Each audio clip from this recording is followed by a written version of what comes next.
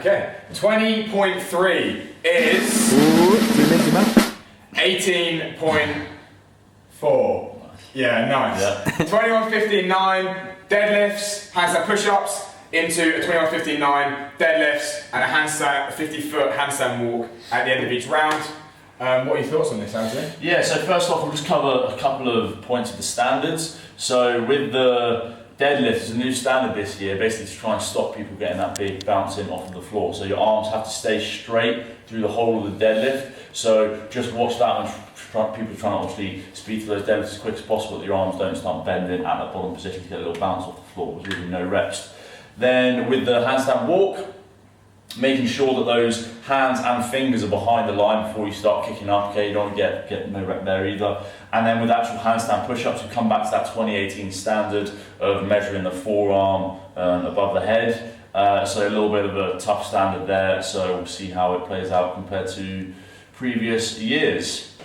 Yeah, because last time the standard got you, didn't it? Is that normally? I am! As soon as I put my hand on you, you know what? I didn't.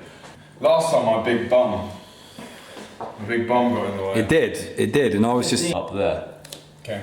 Even that's still good. Get away with that maybe. Nice. Surprised. Honestly, here we go. Here we go. They did not look like they were getting reps off the top. No. Feet together, Has. Flex. Yes. Oh my god, I'm getting flex. Yeah. Yes. Yeah. Yeah. There you go. Yeah. There you go. We did a difference there. Yeah. Yeah.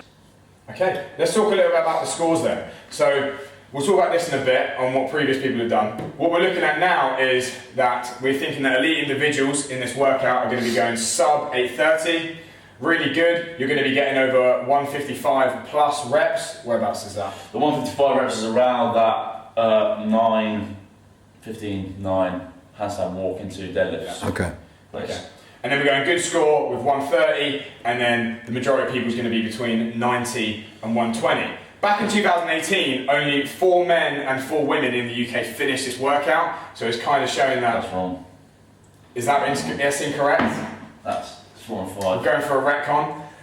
4 men and 5 women finish this workout. It'd be really interesting to see how many more people can finish it this year, and if the standard of CrossFit has generally risen over the last 18 months. And then looking at in the world, the fastest men's score was 6:02, and the fastest women was 5:58. Any idea who they were? Yeah, Austin Maliolo and Caroline Reason-Tebow. I think, like you said, I think the generally standard would have improved, like it always does, especially when you come around to a retest. It's when this originally came out, you know, people got a bit beaten up by it, so they obviously have tried to improve that over the last 2 years. So I definitely think we'll see this number increase by quite a lot. Definitely see the average placings of people go higher. I think it is a good one when you have a repeat, because it's definitely, if you did do it in 2018, you know sort of where you're at. It's a good idea to test against yourself and see how much you've improved through these 2 years. Okay guys, so then a little point on strategy then. Okay, this workout is all going to come down basically to what your own capacity is on deadlifts and handstand push-ups, okay? So if, for instance, in 2018 you were close to finishing the workout, you know that it's not going to be an issue for you, you can start thinking about doing bigger sets, trying to power through the first parts to give yourself enough time with that heavier barbell.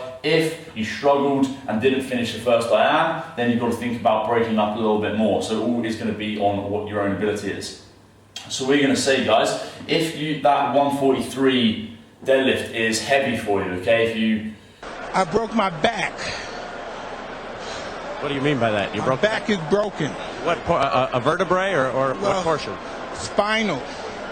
You're not going to be able to do more than 2 or 3 reps at a time with it, or you're going to have to spend a lot of time on those 21s. You really want to try and get through this diam as fast as possible to give you enough time at that heavier barbell to get in as many reps as you can, okay? You don't want to be finishing that diam with only a minute left to try and get as many deadlifts if it's heavy.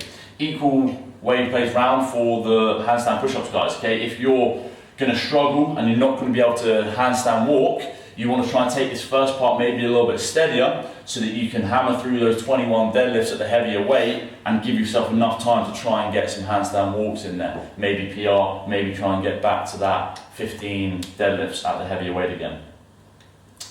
Okay, So a lot of you might actually look at this workout and you think 21, 15, 9, 100 kilos, 70 kilos, I can smash these out, like this is an easy job for me. You need to remember that although it's handstand push-ups going to handstand walks, so slightly different movements, not as much pressing, the deadlift is exactly the same, but it's just getting heavier. So you're going to do a total of 90 deadlifts in the entire workout. That needs to be a consideration when you're going out, especially on that first set of the 21s. We're suggesting that you, even if you're a real strong deadlifter, you just break up a little bit to start off with, and then you're going to kind of regulate yourself. If you feel like your back's blowing up a little bit, you need to slow down, because when you're getting on this heavy bar, it's going to absolutely crucify you.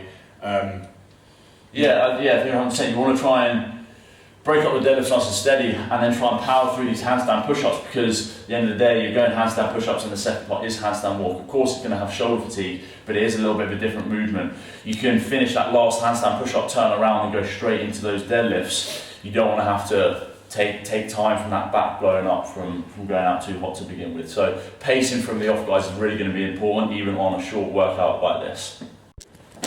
Okay, let's rock. Okay guys, so just a couple of tips then from us before you start this workout. Okay, the first one, guys, is going to be on those deadlifts and those handstand push-ups.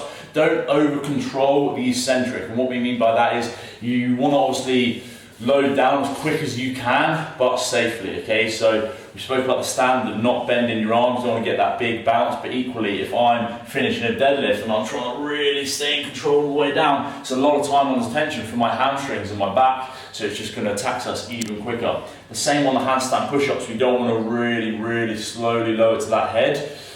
Equally, we don't want to drop as fast as we can, because we want to be safe on that neck, but it's finding a happy medium between the two where we can work safety and speed. Yeah. Those movements. Great. My tip's going to be about taping or marking where you want your hands to go. Because of the standard, for some people it's going to be tough to get your heels over that line. So it's going to be meaning coming a little closer to the wall, hands a little more narrow than you're used to or maybe comfortable with. But by having those there, when you're fatigued, you're going to make sure you're hitting the mark every time. But we're not getting unnecessarily no reps that are going to affect your score massively.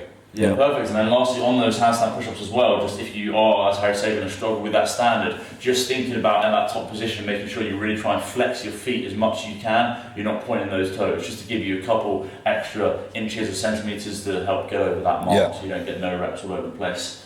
It's going to be a tough one, guys. 20.3 fun, done it before. It's always a good thing about the repeat, getting to test and see how much you've improved. Have fun with it, and good luck. Yeah.